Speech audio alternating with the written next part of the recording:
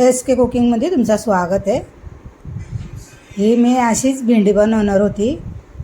तिथे पोरं बोलले की नको काहीतरी वेगळं बनव, तर मी म्हणलं आता असं कापून टाकलं आहे नाही तर भेंडीचे आहे ना तुम्ही 2-2, 3-3 तुकडे केले तरी चालेल. मी जरा बारीक कापून टाकले आहे तरी चालेल.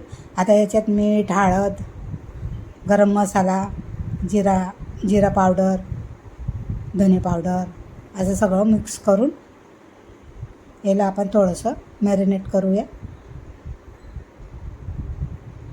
लाल मिरची घातली आहे थोडीशी. आता याच्यात मी बेसन कालवते.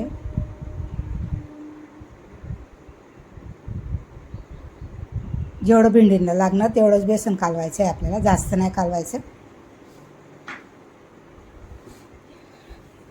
थोडंसं पाणी टाकून मी असं भज्या बनवायसाठी पाणी टाकलं आहे मी.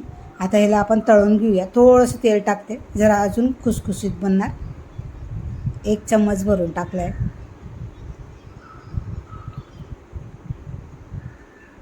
तेल आपलं तापत आलं आहे. आता आपण हे भज्या तळून घेऊया.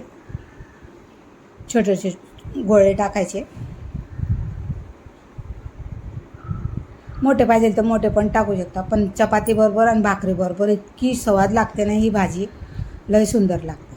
तुम्ही एकदा बनवून बघा, तुम्हाला पण माहिती पडेल की हो खरंच छान बनली आहे. आता याच्यासाठी मी सगळा मसाला बनवला आहे. आता पहिले आपण हे तयार करून घेऊया. असे सगळे तळून घेते मी. छान असे खुसखुशीत तळले पाहिजे, असे कडक झाले पाहिजे, नरम नाही राहिले पाहिजे आणि कमी गॅसमध्येच तळायचं आहे आपल्याला. आता मी याच्यात टमाटर आणि कांद्याची प्युरी करून घेतली. ही टाकते कांदा टमाटरची प्युरी. छान अशी शिजली पाहिजे तेल सुटापर्यंत, नाही तर टमाटरच्या आणि कांद्याच्या ना वास येतो, कच्चापणा, सुगंध असं चांगला येत नाही, मग कच्चा वास येतो. आता मी याला झाकण ठेवून आणि उकळून घेतले. हिंग टाकायचं विसरले होते मी, हे हिंग टाकते थोडंसं.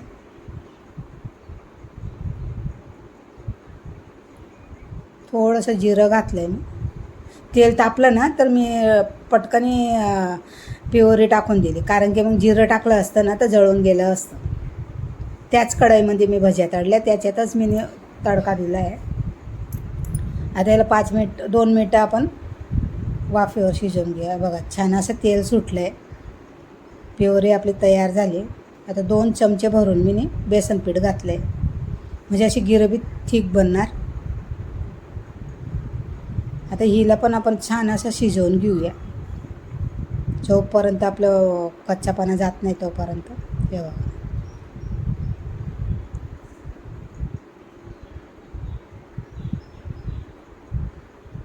आता लाल मिरची, कश्मीरी मिरची, जिरा पावडर, धना पावडर आणि गरम मसाला आणि हळद हे टाकून दिलं याच्यात.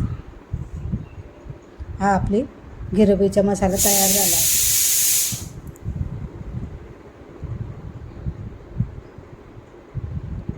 याला मी खूप शेकलं, म्हणजे 5-7 मिनटं असं चांगलं शेकून घेतलं आहे छान असं.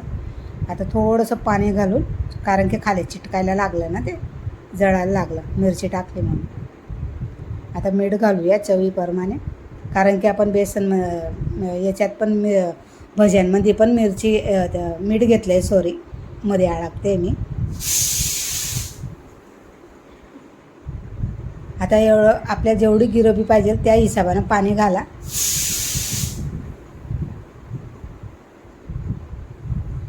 गरम पाणी टाकायचं, थंड पाणी नाही घालायचं आहे.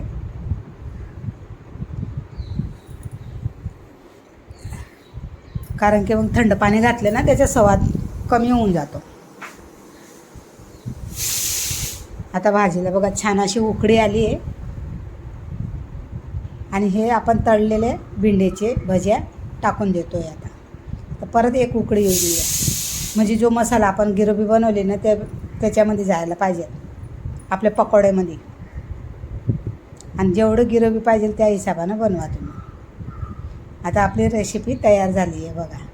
आता याला भाताबरोबर, भाकरीबरोबर, चपातीबरोबर कशात पण खाऊ शकता. चुरून मुरून छान असं खाऊन घ्या. थँक्यू.